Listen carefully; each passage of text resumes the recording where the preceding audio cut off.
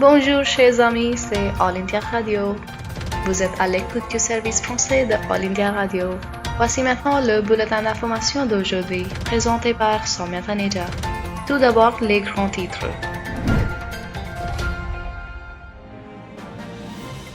Le ministre indien des Affaires extérieures, S. Jaishankar, en visite de 3 jours à Sri Lanka à partir d'aujourd'hui. Le taux de récupération de la COVID-19 du pays atteint 96,32%. L'Inde lance la 40e expédition scientifique en Antarctique. Le Bangladesh approuve le vaccin AstraZeneca contre le coronavirus développé par l'Université d'Oxford. Le Premier ministre Boris Johnson annonce un nouveau confinement pour contenir une nouvelle variante du coronavirus.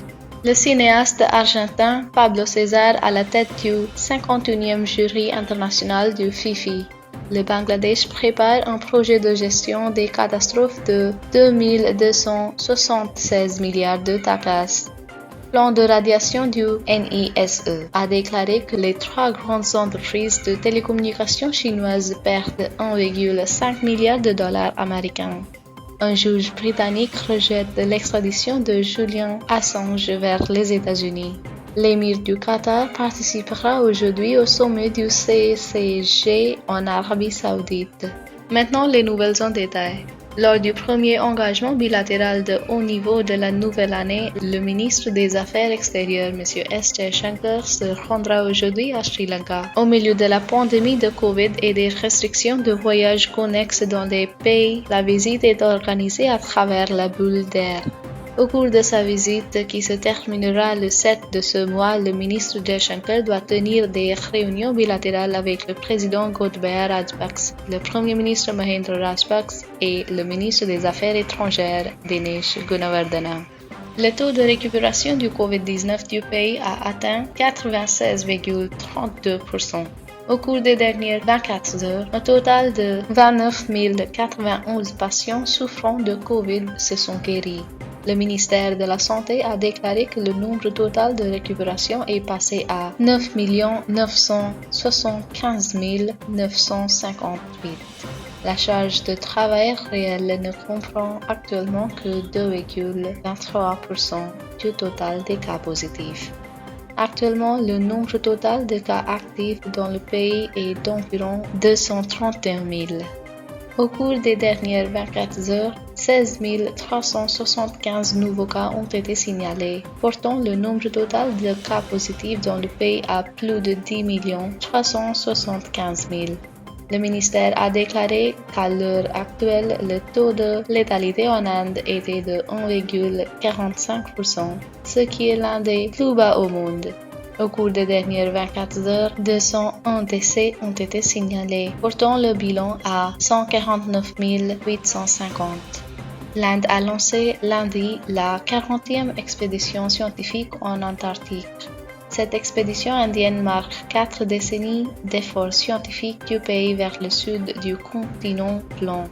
Le 40e voyage d'expédition sera signalé au départ de Goa demain avec 43 membres à bord.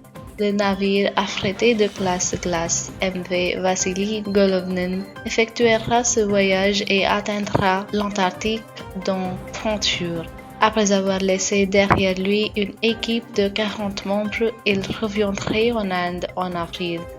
Au retour, il ramènera également l'équipe hivernale du voyage précédent.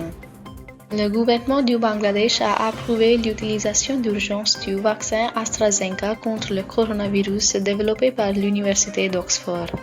L'autorisation d'importer le vaccin a été accordée lundi soir par la Direction générale de l'administration des médicaments du Bangladesh à Beximco Pharmaceuticals Limited. La société BPL a signé un accord avec le Serum Institute of India pour l'importation de 30 millions de doses de vaccins pour le Bangladesh le 13 décembre. Le ministre bangladais des Affaires étrangères, le Dr Abdul Momen, a déclaré lundi à des journalistes à Dhaka que le vaccin des fabricants indiens arriverait au Bangladesh à temps. Rejetant l'appréhension du retard à recevoir le vaccin, le Dr Momen a déclaré qu'il n'y avait pas lieu de s'inquiéter à ce sujet. Il a ajouté que le gouvernement du Bangladesh explorait également d'autres sources pour obtenir le vaccin contre la COVID-19. Le Premier ministre britannique Boris Johnson a annoncé un nouveau confinement national pour lutter contre la COVID-19 en Angleterre, demandant aux gens de rester chez eux pour contenir une variante plus contagieuse du coronavirus. Les magasins non essentiels et l'hôtellerie devraient rester fermés, tandis que des écoles primaires et secondaires fermeraient à partir d'aujourd'hui.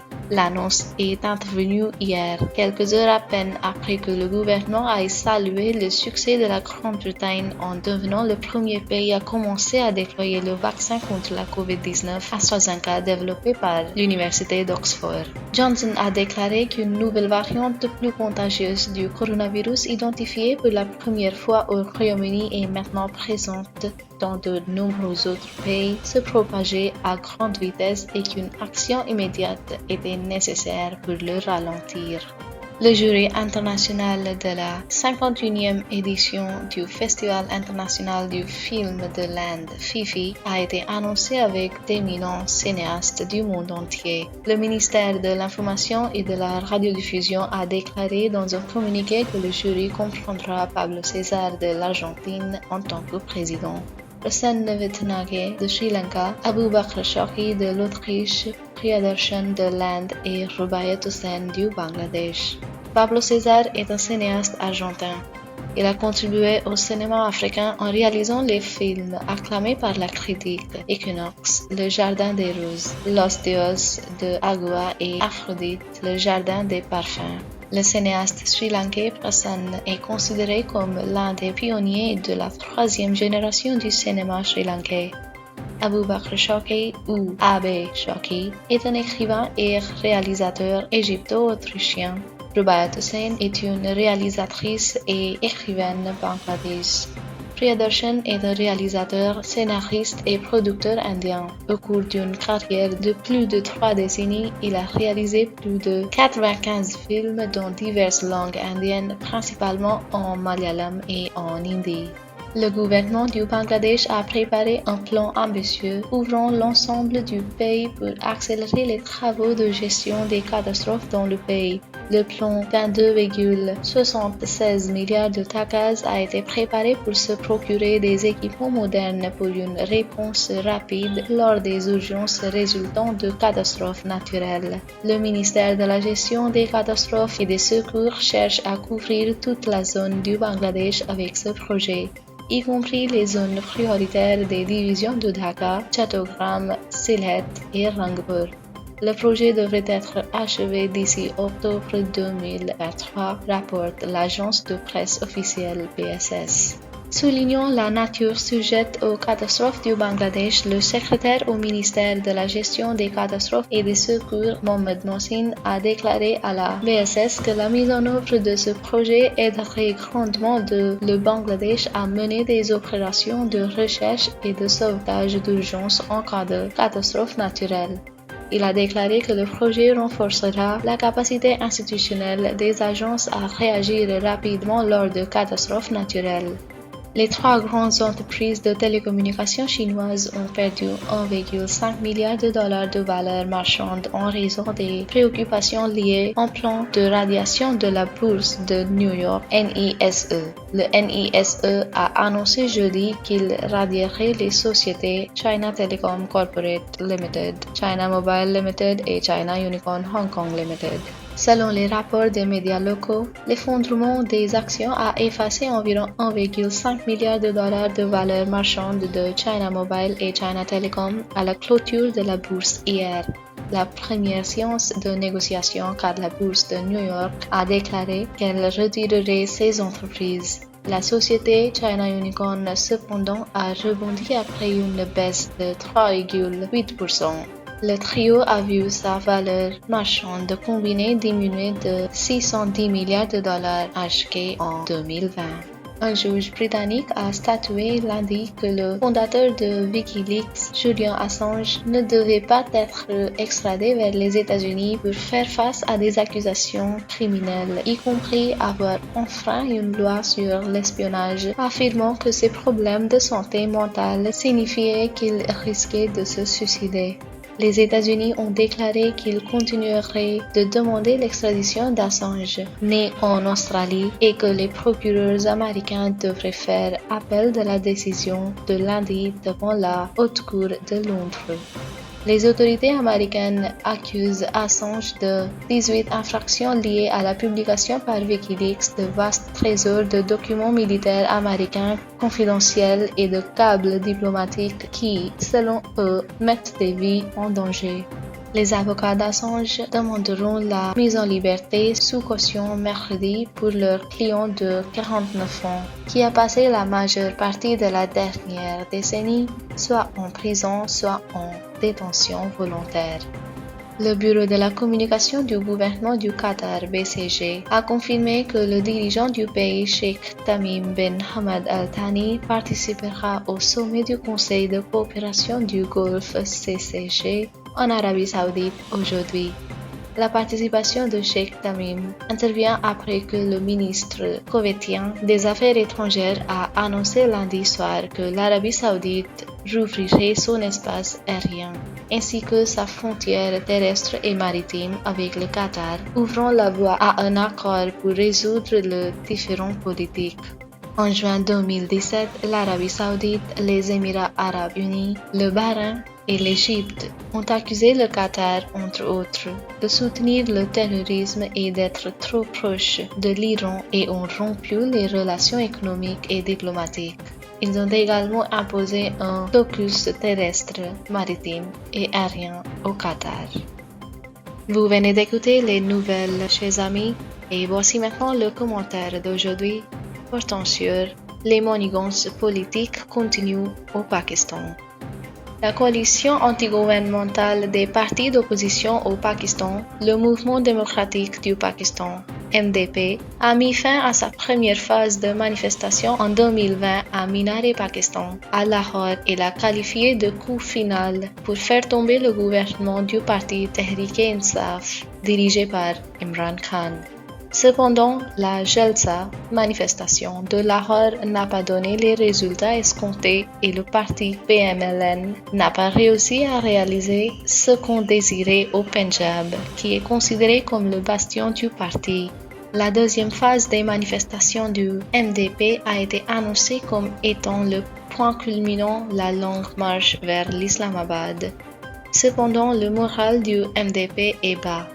De nombreux membres du MDP se sont opposés à l'idée de démission des assemblées nationales et provinciales, qui était la prochaine étape du MDP après la Jalsa de Lahore.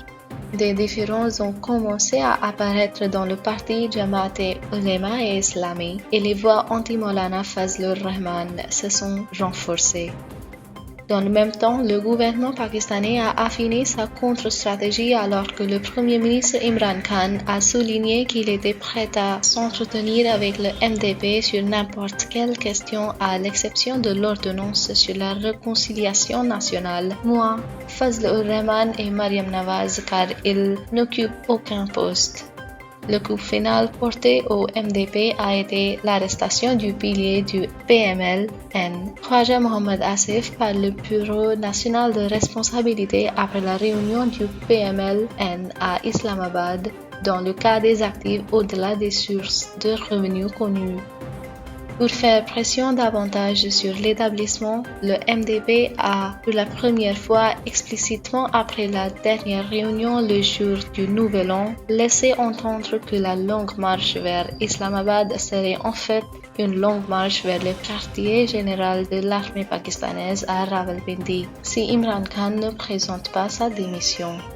Pour le moment, le MDP a donné le 31 janvier comme date limite au gouvernement du parti PTI pour démissionner, après quoi le MDP a décidé d'intensifier les manifestations en marchant vers Rawalpindi et en organisant des manifestations devant la Commission électorale du Pakistan et le Bureau national de responsabilité.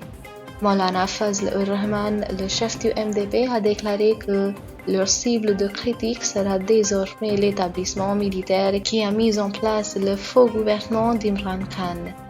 Le MDP respecte l'armée et les généraux, mais ils doivent maintenant prendre du recul et se concentrer sur leurs responsabilités constitutionnelles. Cependant, dans un coup dur pour le parti PMLN, le gouvernement a décidé d'annuler le passeport de Nawaz Sharif après son expiration en février 2021. Le gouvernement du PTI a fait valoir qu'il le rendrait apatride et le forçait à demander l'asile au Royaume-Uni, à s'envoler vers un autre pays, Arabie Saoudite ou Qatar, ou à revenir au Pakistan et à faire face aux tribunaux pakistanais. Certains analystes affirment que l'annulation du passeport de M. Sharif le rendra apatride. Il n'en reste pas moins qu'il est de nationalité pakistanaise et que la privation de son passeport limite simplement ses voyages internationaux. Après la dernière réunion de Lahore, le MDP semble céder à la suggestion du Parti populaire pakistanais d'emprunter la voie démocratique en décidant de participer aux prochaines élections partielles. Il est à noter que les élections partielles dans 8 circonscriptions des assemblées nationales et provinciales ont été reportées en raison de la pandémie de coronavirus. Selon la Commission électorale du Pakistan, cela ouvrira la voie à l'achèvement du collège électoral pour les prochaines élections sénatoriales. Certains membres de l'opposition laissent également entendre que le MDP pourrait être engagé à long terme dans la bataille et que cette année pourrait ne pas encore voir la fin du gouvernement d'Imran Khan. L'essentiel, c'est la forte inflation et l'état périlleux de l'économie et la confession ouverte de Khan selon laquelle les premières années et demie du gouvernement ont été consacrées à la compréhension des problèmes pourraient susciter la désaffection du public. Ils peuvent descendre dans la rue et manifester le soutien des partis politiques. Au milieu de la brinkmanship politique, le gouvernement dirigé par Imran Khan, dans une rare démonstration de lutte contre le terrorisme, a arrêté Zakir Rahman Lakhvi, l'un des cerveaux des attentats terroristes du 26/11 à Bombay après 5 ans de caution. Ce n'est que pour impressionner le chien de garde du financement antiterroriste basé à Paris, le groupe d'action financière Shafi, dont la plénière devrait avoir lieu le mois prochain pour décider si le Pakistan reste dans la liste grise ou s'il est encore rétrogradé à la liste noire. Chers amis, vous venez d'écouter le commentaire dont le texte est rédigé en anglais par le Dr Zainab Akhtar, traduit et présenté par Samia Taneja. Nous venons à la fin de notre programme en français, chers amis. Merci.